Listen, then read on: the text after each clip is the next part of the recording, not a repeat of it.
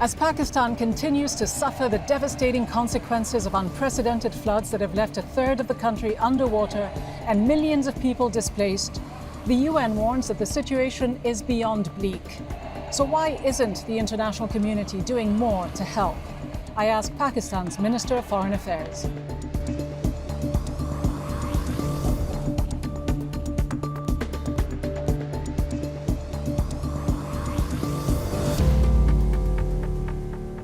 Hello and welcome to the program. I'm Rida Fakhri at UN headquarters in New York. Pakistan, the world's fifth most populous nation, is still grappling with a massive humanitarian tragedy triggered by unprecedented monsoon rains and floods that have killed over 1,500 people, over a third of them children. As the death toll continues to rise in flood-affected areas, the crisis has been compounded by widespread outbreaks of waterborne diseases such as malaria and typhoid. The government has warned that the situation could soon get out of control. Now, the floods have destroyed over 2 million homes and left at least 7.6 million people displaced, according to the UN Refugee Agency, UNHCR. The rains, which brought 30 years' worth of average precipitation to some areas of the country, are, at least partially, the result of climate change, a reality that increasingly threatens some of the world's most vulnerable populations. Just last month, United Nations Secretary General Antonio Guterres accused the international community of not doing enough. The government of Pakistan has asked for the international community's help. Let us work together to respond quickly and collaboratively to this colossal crisis. Let us all step up in solidarity and support to the people of Pakistan in their hour of need. Let's stop sleepwalking towards the destruction of our planet by climate change. Today, it is Pakistan. Tomorrow, it could be your country. So how is the international community responding to the humanitarian catastrophe unfolding in Pakistan? And what level of foreign assistance can the government hope to get here at the United Nations as it attempts to strike the right balance in its geopolitical relations? Joining me now on the margins of the 77th UN General Assembly is Bilawal Bhutto Zardari, Minister of Foreign Affairs of Pakistan. Foreign Minister Bhutto Zardari, thanks so much for being with me. Thank you for having me. Now, you are attending your first General Assembly as Minister of Foreign Affairs just weeks after the country was flooded by devastating rains. A third of Pakistan submerged. In addition to the tragic loss of life, economic losses of up to $30 billion and counting. What international assistance did you seek and what did you get while you were here at the United Nations? I imagine this is the first item on the agenda. This is absolutely our only agenda item. I mean, as you mentioned, Pakistan is going through a climate catastrophe of biblical apocalyptic proportions. We've all heard the story of Noah's floods, that it rained for 40 days and 40 nights. Well, our monster monsoons started in mid-June and ended at the end of August. And when the rains finally stopped, a 100-kilometer lake formed in the middle of my country that could be seen from space.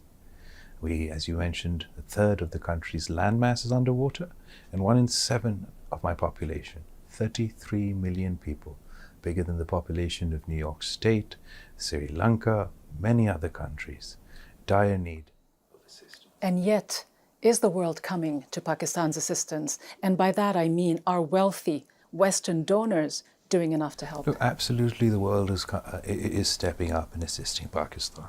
And we're incredibly grateful for all the countries that have come to our assistance, particularly to the UN Secretary General, who visited Pakistan immediately during the flooding and has come to the United Nations and made this a cornerstone of this session. He mentioned Pakistan and the floods, I think, 3 times in his speech. We've had a UN flash appeal, and going forward, once the damage needs assessment is done, we will be holding a conference. But my message really to the world is that we don't want to seek aid. We want justice for our people, because I don't know if you're aware, but Pakistan's carbon footprint, or our carbon output, is about 0.8%. That's less than 1%. And we're amongst the 10 most climate-stressed countries on the planet. That's incredibly unfair. that these 33 million people of Pakistan are literally paying with their lives and their livelihoods for the industrialization and greenhouse gases of rich countries. But, So but before we would talk about the effect of climate change, let me just pick on what you said about the Secretary General and the fact that you believe that the Western world has come to your aid.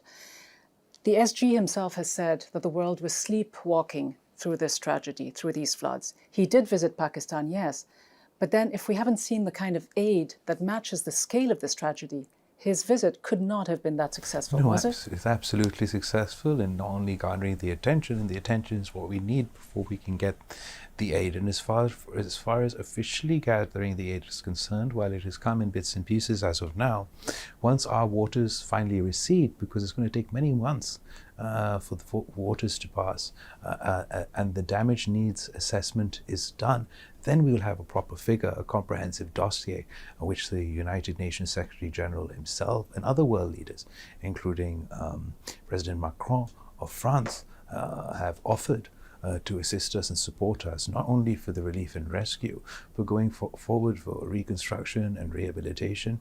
The problem is the scale. The scale of this tragedy is so immense that despite the fact that we have received aid, and quite a bit of aid, it's all a drop in the ocean when it comes to the sheer scale of the tragedy. And you blame much of it on climate change, do you?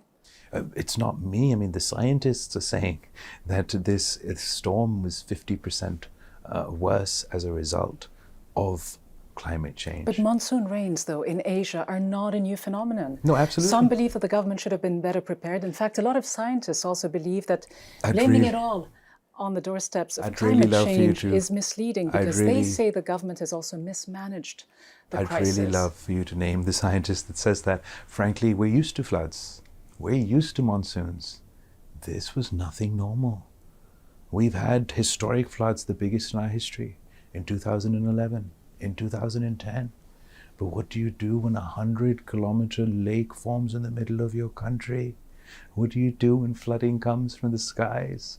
So there's no way that the government could feel this body of water is still descending towards my ocean. I challenge any country, the most powerful countries on earth. I challenge America, that if a 100-kilometer lake formed here in New York and suddenly the entire population of New York was homeless, hungry, in need of medicine, would the strongest, most powerful, richest country on earth afford to feed them immediately, house them immediately? So the problem is that those that are suffering as a result of these cataclysmic climate events, sure, are not prepared for such a scale of the disaster, but they're also not the ones who contributed to it, who caused it. It is on a different level, and no one is arguing with this point. 90% of crops in Sindh province, which is considered the breadbasket of Pakistan, have been damaged. And next year's crops, you might expect, would also be compromised. Do you foresee a doomsday scenario where some local officials are saying those who won't die from the floods may die as a result of starvation? This is an absolutely compounding catastrophe, because we're still in the rescue and relief phase, because as I mentioned, this water is descending to the oceans, and then going forward, because of the stagnant water and the sheer scale of it, there's the potential of an epidemic of waterborne diseases. So we've got a climate catastrophe, a health catastrophe, as you mentioned, the crops of 4 million acres of standing crop destroyed, and the coming crop is wheat, and if we miss that, which is what it's looking like, that means a serious food security issue. And to top it all off, we just entered into the IMF agreement after very difficult negotiations, and we were looking forward to a sigh of economic relief. But unfortunately, all the estimates, all the figures, all the numbers that deal is based on is also washed away from the floods. So on top of all of this, we're potentially staring at incredibly difficult economic times. And you mentioned that what Pakistan needs isn't aid. It's something more fundamental. But can Pakistan withstand the threats of a looming famine and the impacts of climate change all at once and all on its own? That's absolutely, I think what you mentioned there is absolutely right. All on its own. That's something we can't do. It's a global This sort of catastrophe is a result of global actions, and its solution has to be global as well. Are you willing to accept the help from anyone, any country? Because if Pakistan is in such dire need of financial and humanitarian assistance to deal with these floods, why isn't it willing to accept all the help it can get, including from countries like India? We haven't rejected help from anyone. We haven't been offered any help from India. And at the moment, we are honestly, as we're not focused on whether we can make peace with one country or the geopolitical obsessions of everyone else. We're literally at the moment focused on saving lives. Would you accept the help of India? Every single, I mean, I wouldn't turn it away, but it's not something that I've actively sought out. Let me turn to geopolitics. The relationship between Pakistan and the United States recently has been rocky, to say the least. The Biden administration accused Pakistan of not doing more to help the US in Afghanistan. It views the growing ties with Beijing with suspicion, maybe even angst. The former Prime Minister Imran Khan accused the US of orchestrating and engineering a coup against him. How do you qualify the US-Pakistan relationship today? Okay, that was all over the place. Let's start with the Afghanistan question. I think that there's plenty of blame to go around in Afghanistan. The fact of the matter is we all now have to deal with the new reality over there. And it'll be important for everyone to work together for what's in the interest of the Afghan people. I don't think it's in anyone's interest, not the Afghan people or the people in the region, to have an unsafe Afghanistan, an unstable Afghanistan, and particularly given the grave economic and humanitarian situation that we're witnessing there, it is important for us to step up and try and avert a total humanitarian or economic collapse. As far as America's interference in, or alleged interference and role in Mr. Khan's ouster, I mean, that's just a pretty lame excuse. As everyone who's sort of observing the relationship at the time, America was pretty disengaged from Pakistan during this period. And Mr. Khan's ouster was the first democratic constitutional ouster of any prime minister in the country's history. Before this, prime ministers have been hanged, they've been exiled, there's been actual coups, so we don't throw the term coup around so loosely. We've had military coups, we've had judicial coups. This time, we had a parliamentary procedure of a vote of no confidence that resulted in Mr. Khan losing his majority. Many expect him to come back. Do you? If he comes back through a free and fair election, we'd welcome it. We opposed him coming through a compromised, rigged election.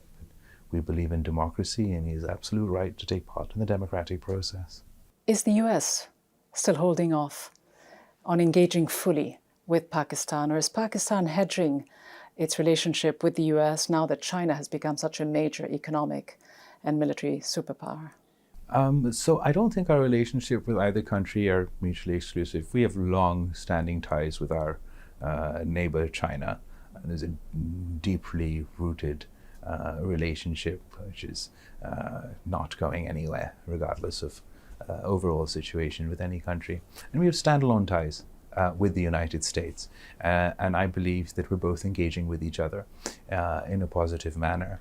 And while in the past, perhaps our relationship or the cooperation between our two countries were heavily colored by the events in Afghanistan, now is the opportunity for us to build a more broad-based partnership. And you are building a bigger partnership with the United States. In fact, the Biden administration announced that it would upgrade in a $450 million deal Pakistan's F-16 squadrons. What led to this reversal? What was the quid pro quo? It was all right. Pakistan had purchased this equipment. I believe it was incredibly unfair that despite having bought this this material from the United States and it requiring maintenance and upkeep from time to time, that was being deprived from us. So I definitely welcome this decision of the United States, and I think that America is the sort of countries that should live up to such international obligations. To what extent and how long can Pakistan continue to play this balancing act between the United States on the one hand, strategically, and China on the other? I don't see the need for us to balance. We have a standalone relationship with our neighbor China and the United States. I do believe that an increase in tension between these two countries will not serve anybody's purpose. This is the decade that we should be joining together to face existential threats such as climate change. And in the past, Pakistan has played the role of a bridge between China and the United States, particularly at the time when they were establishing their diplomatic relations. And that's the role we see for ourselves in the current situation going forward. And looking at the closer relationship in recent years between Delhi and Washington by the sheer force of physics, does that mean necessarily that Islamabad and Washington become more distant allies? I think that the relationship between the United States and India has its own dynamics, and Pakistan has its own engagement and partnership with the United States. And I think the world is big enough for the both of us to have diplomatic relations with the USA. But on a practical level, is that really the case? So the former Prime Minister Imran Khan last year expressed his regret for the collaboration that Pakistan engaged with the United States in its so-called war on terror. Do you share his perspective? No. Mr. Khan has always been an appeaser of terror. He's always made excuses for fundamentalists, for extremists, for terrorists. That has been his history. We fundamentally believe that there is no space for violent extremism. And this is not a fight for the United States. This is a fight for for Muslims who believe in the Prophet's peaceful message of Islam. We weren't fighting extremism because of the United States. We didn't send our troops or our planes or anyone into Afghanistan. It was the extremists and the terrorists who came into my country and killed my citizens, who assassinated my mother, who assassinated 80,000 Pakistanis. That's why we will continue to challenge them, no matter what the United States position is. But how conflicted, though, is Pakistan in its counterterrorism collaboration with the United States? Because what he was suggesting were the drone attacks on the border that left lots of civilians dead. That's what he was talking about. And he said he would absolutely not allow the CIA to use bases on its soil for counterterrorism missions after the withdrawal of US forces from Afghanistan. Has that policy changed? That is absolutely our policy. There was never a change in that policy. Nor did the United States ever request the Prime Minister for the use of bases. An interviewer asked him, I believe it was on, I forget the name of the channel, but an interviewer asked him, would you allow the use of bases for the US and for the CIA, to which he said absolutely not. It was never a request or a conversation from the United States. But we know that is often a fait accompli, though, isn't it? Is Pakistan today allowing the United States to use its skies or its ground to operate? Finish your first question? But yes or no? Is it allowing? No, we're not engaged in... Anyway, you're really jumping all over the place. As far as... I'm being very specific and very direct, Foreign Minister. I'm asking you if Pakistan today allows the United States to use its ground or its air We base. don't allow the United States to use our ground or anything else. As far as drone strikes are concerned, we oppose them before, we oppose them now, and we oppose them in the future. That is my answer to your questions. Let me ask you about the relationship with Afghanistan. There are tensions, no doubt, between Islamabad and Kabul. There was a bloody incident not too long ago, just last week, on the border. Today, what is your position on the de facto government of Afghanistan? Is it time to recognize officially the Taliban government? As far as the recognition for the Taliban government is concerned, we'd like to, I would like to see the day where we're in a position to recognize, along with the international community, a government in Afghanistan. Unfortunately, we're not there yet. I believe if the interim regime was to live up to its commitments to the international community, and to its own people, then we would find ourselves in a place where we'd be able to move towards recognition. But we're not there yet. The relationship with China is an important one for Pakistan. I know after you became foreign minister last April, the following month you were in Beijing meeting with your Chinese counterpart, and in fact you said that any attack on China is an attack on Pakistan.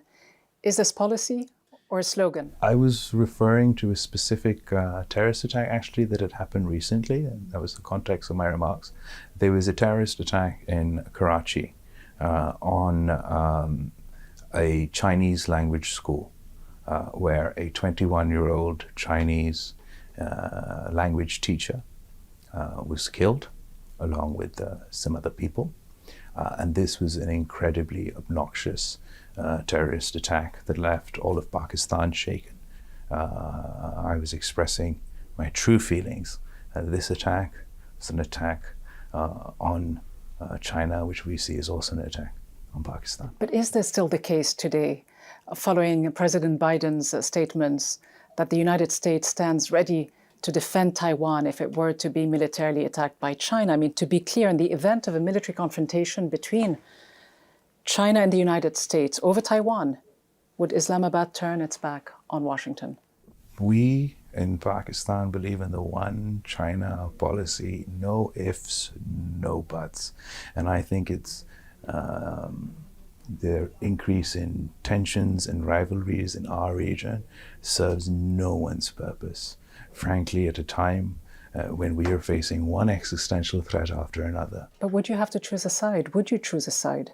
Pakistan strongly and firmly and unequivocally believes in the one China policy. I believe that the United States, the sort of comments you're referring to is more rhetoric, and such a scenario would be catastrophic for the entire region, indeed the entire world. How much of a thin line is Pakistan walking between Russia and Ukraine? Because Pakistan buys tanks from Ukraine, has agreed to import 2 million tons of wheat from Russia last March. As a key non-NATO ally of the United States, how conflicted is Pakistan about the conflict in Ukraine? I think this goes back to the question that you just asked me, where I was talking about the existential crises that we now face. Just as I believe this is not a time for tensions in our part of the world, I also believe this is not a time for conflict and war.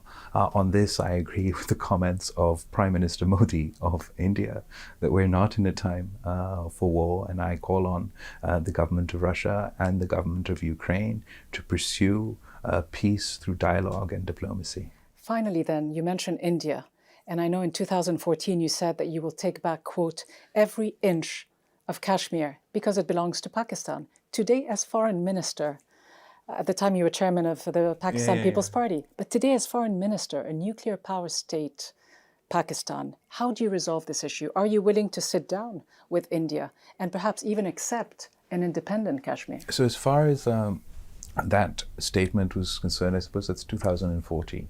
Actually, a lot's changed since then.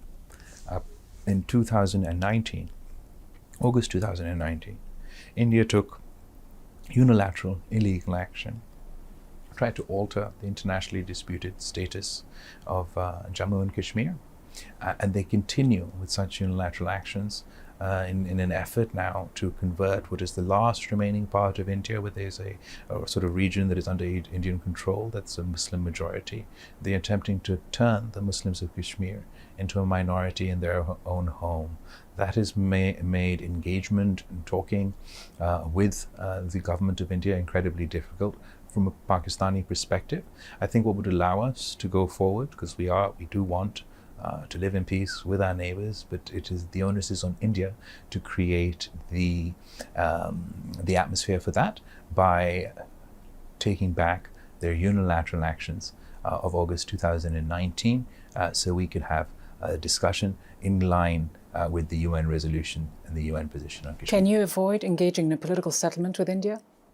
Can I avoid engaging with a political settlement with India?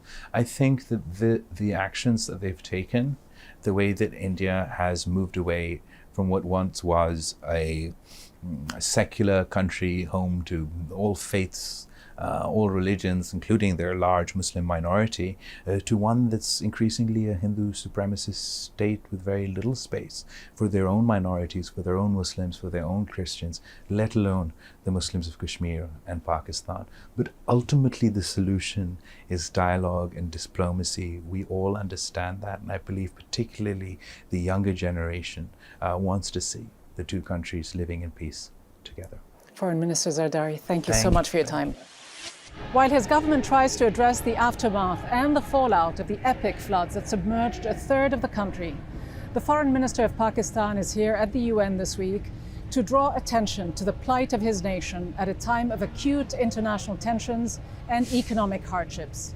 But with so many competing items on the global agenda and wealthy Western nations consumed by the war in Ukraine, the plight of millions of Pakistanis is on the back burner. And for now, as the Secretary General of the UN himself has warned, the world will continue sleepwalking to the next humanitarian catastrophe. I'm Rida Fakhri at the UN in New York. Thanks for watching. See you next time.